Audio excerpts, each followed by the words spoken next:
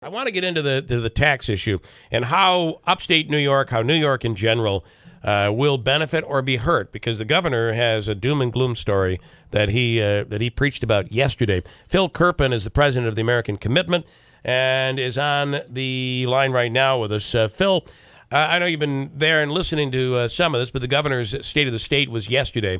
Is it doom and gloom for New York, this federal tax bill? No, even in New York, you're going to have a lot more winners than losers under this bill. Nationally, there are about 5% of households that are looking at a tax increase under this bill. Everyone else is either going to stay the same or go down. At least 85% are going to have a significant tax cut under this bill. Now, New York, New Jersey, and Connecticut are the three states that have the most people who are facing tax hikes. Why is that? That's because one of the features of this bill is that the previous unlimited deduction for state and local taxes is capped under this bill at $10,000.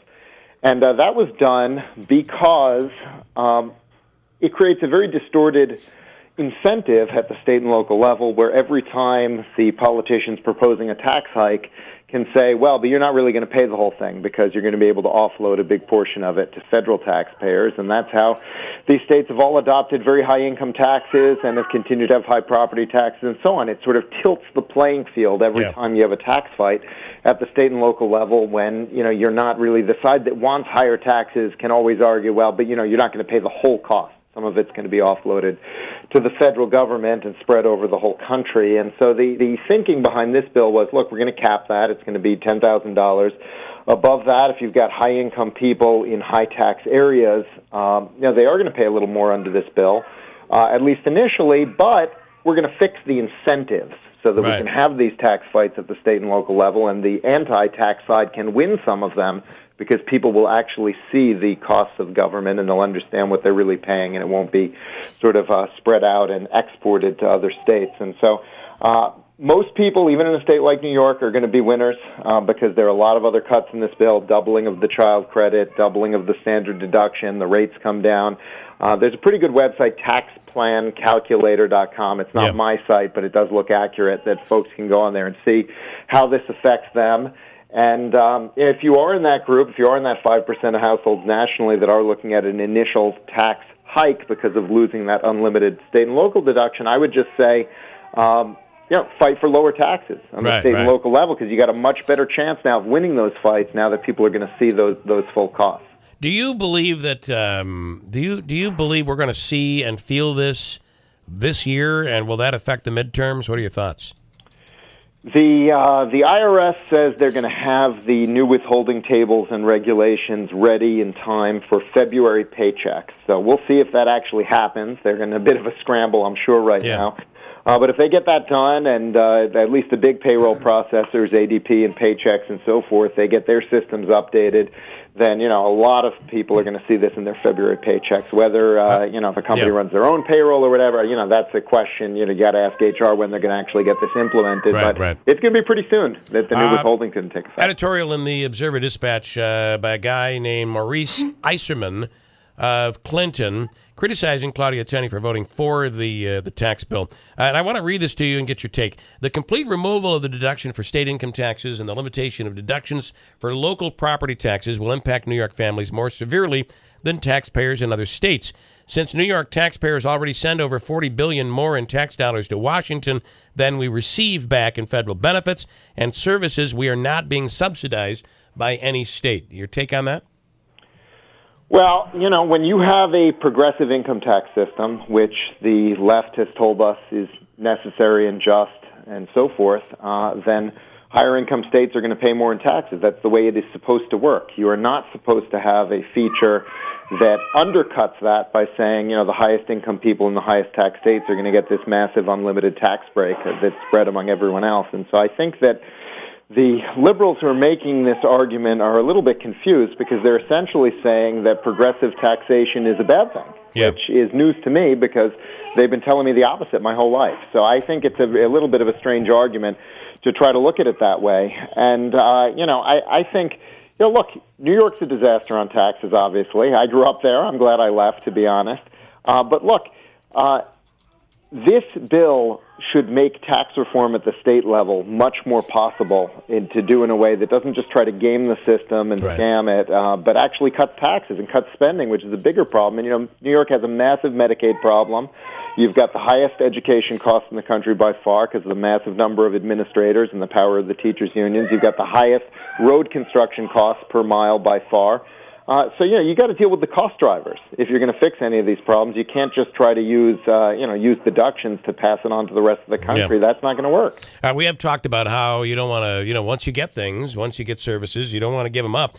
And I have to say, despite what you hear, New York's education is among the top 10 in the country for a reason.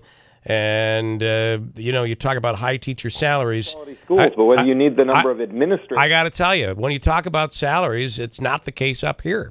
The New Hartford, in our district, the New Hartford superintendent is the highest paid in this area. Otherwise, teachers, when you look at teachers, their salaries are far lower, especially upstate, as compared to the rest of the state. So it's easy to say the that. The bigger problem you have upstate is that, Well, property values are low. It's much more difficult up here. Well, but also you have some of the highest millage rates in the entire country on your property taxes. In large part, by the way, because the state of New York, unlike any other state in the country, forces counties to pick up part of the cost of Medicaid. Right. No other state in the country does that. Phil Kerpen, president of the American Commitment. We appreciate your time here this morning, and we'll do it again. Thanks so much. All right, have a good one. All right, Marc Butler, you want to comment on that? I agree a great deal with what he has to say, and I think when the governor is talking about the impact... Your wife, by the way, is one of those administrators. And your wife is one of those teachers. Yes, you're right. At the New Hartford School District, which I'm telling you, I can't believe how much money these guys make.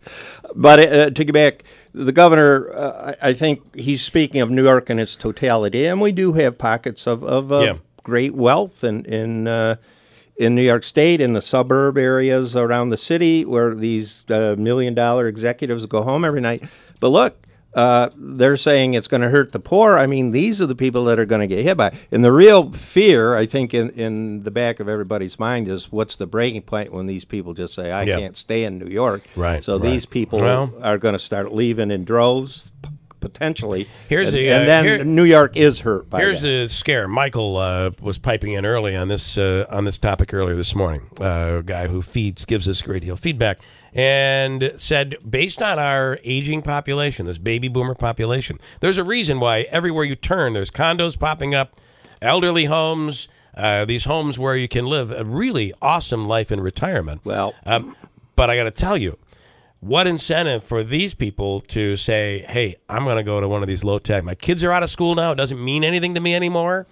I can take off. Well, and I worry about that large population heading south. Well, and that's it. You have teachers. You have governmental employees. I've talked to many of my state colleagues in the state. Yeah. Once I get that fancy New York State retirement, I'm heading to North Carolina, or I'm going to Florida. I'm going south. Let's talk quickly the Bills. You and I are not always in agreement, but I believe we win this weekend. We upset the Patriots next weekend. That's absolutely right. And I was offended yesterday. The governor used a picture of the Buffalo Bills. He's trying to piggyback on their great success. Yeah. That's a bad and thing the Islanders to do. deal, by the way, that is a private deal with I'm assuming a lot of how much public funding is going into that deal. That's right. There's a lot I can't going into believe that. he's not getting raked over the coals for that, especially by Democrats downstate. They don't like the fact that public money, and I agree, would be going to a private entity. But like remember, it's